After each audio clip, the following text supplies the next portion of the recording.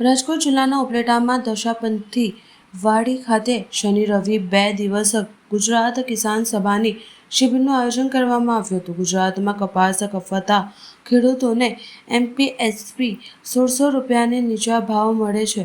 મનરેગામાં 100 દિવસની રોજગારીને બદલે માત્ર 47 દિવસ કામ આપવામાં આવે છે। ખેત મજૂરોને લઘુત્તમ વેતનથી પણ 104 રૂપિયા મજૂરી ઓછી મળે છે। ઝીરો ડ્યુટીથી કપાસ આયાતનું નોટિફિકેશન ખેડૂતનો મોતનું સર્ટિફિકેટ સાબિત થશે ત્યારે કિસાન સભા ખેડૂતોની C2+50% ભાવની માંગ કરે છે। આર્થિક વરદાદી કરજાના ડૂબેલા આપઘાત કરતા ખેડૂતોના પરિવારને 25 લાખ રૂપિયાના સહાય આપવામાં આવે।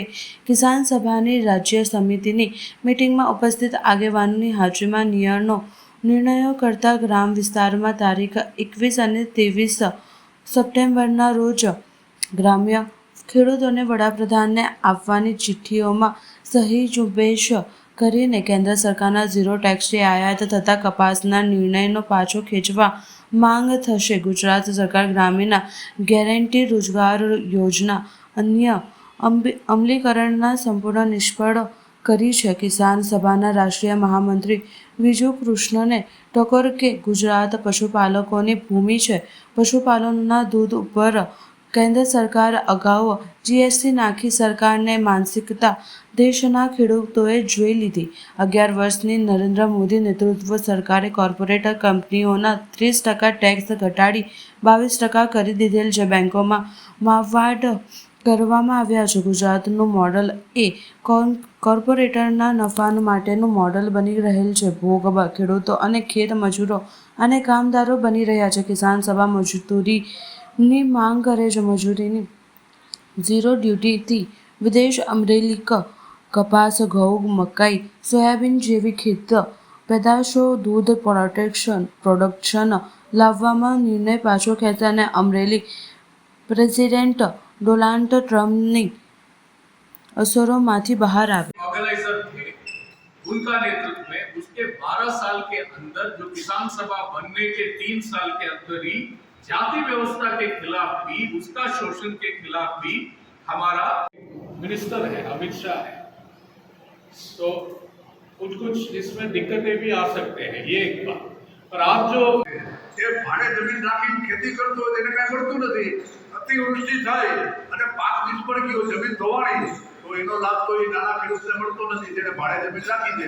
એ તો જમીનનો માલિક હોય એને મળે। એ જ રીતે ભાગિયાવાળો ખેડૂત હોય તો ભાગિયાવાળો ખેડૂત ભાગ્યું રાખે, ભાગે જમીન 30% 25%માં ભાગે ખેતી કરતો હોય મજૂરીનો ભાગ રાખીને, અને વીમો આવે અથવા કોઈ સહાય આવે તો એનો ફાયદો તો એને મળતો। મારું નામ ડાયાભાઈ ગજેરા, ગુજરાત કિસાન સભાનો પ્રમુખ છું। ઉપલેટા ખાતે ગુજરાત કિસાન સભાનો તારીખ 6 અને 7 પ્રશિક્ષણ શિબિર યોજાઈ ગયો। ખાસ કરીને કિસાન સભાને આ રાજ્યમાં મજબૂત કરવા માટે જે કાંઈ બાબતો છે સંગઠન અંગેની, એ બાબતોની બહુ વિસ્તૃત ચર્ચાઓ થઈ। સરકારની જે કાંઈ નીતિઓ, ખેડૂત વિરોધી નીતિઓ છે, એ નીતિઓની પણ સ્ટેટ કાઉન્સિલમાં બહુ ગહનતાથી ચર્ચાઓ કરવામાં આવી। ગુજરાતના ખેડૂતોને લાગે વળગે છે ત્યાં સુધી દિવસે ને દિવસે ગુજરાતનો ખેડૂત પાયમાલ થતો જાય છે અને ગુજરાતના ખેડૂતોને કોર્પોરેટ કંપની અને મોટી કંપનીઓને લૂંટને હવાલે આ સરકાર કરતી જાય છે, એવા નિર્ણયો કરતી જાય છે।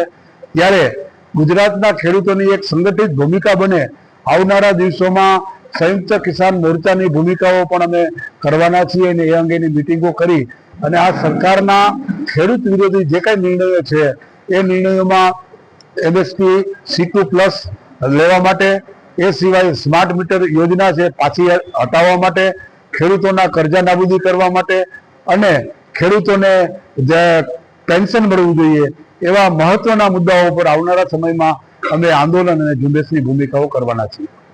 मेरा नाम विजू कृष्णन, अखिल भारतीय किसान सभा का महासचिव हूँ। कल और आज गुजरात में उपलेटा में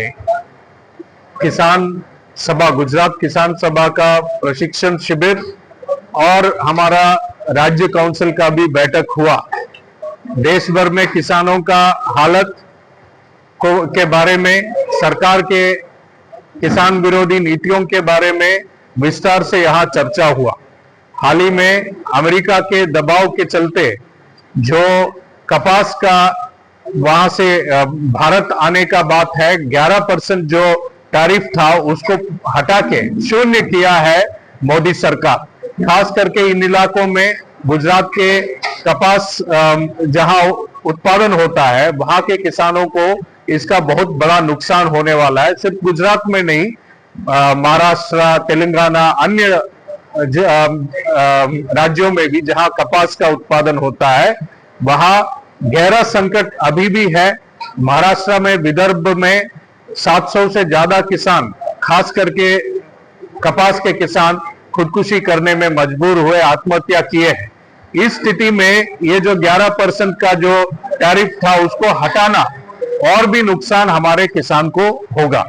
मोदी सरकार अमेरिका का दबाव में और भी जो पूंजीपति देश के साथ समझौता, मुक्त व्यापार समझौता कर रहे हैं। गुजरात दूध उत्पादन में बहुत आगे है और यहाँ सरकारी क्षेत्र में भी किसान को दूध उत्पादन में काफी ज्यादा गुजरात में किसान को भी फायदा हुआ है। अभी आने वाले दिनों में जो मुक्त व्यापार समझौता है ऑस्ट्रेलिया वगैरह से कम दाम में वहां से दूध यहाँ आने का भी एक संभावना है। अमेरिका भी चाहती है दूध, सोयाबीन, अन्य फल जैसे सेब जैसा फल है, ये सभी निःशुल्क यहाँ आए। ये हमारे किसान को और ज्यादा गहरा संकट में डालने वाला है। इसी दिशा में हम लोग सितंबर 21, 22, 23 को पूरा कपास जहां जहां उत्पादन हो रहा है वहां पे केंद्र सरकार का के लिए एक मेमोरेंडम, प्रधानमंत्री को एक मेमोरेंडम देंगे। बड़ा आंदोलन का भी निर्णय आने वाला दिनों में हम लोग करने वाले हैं।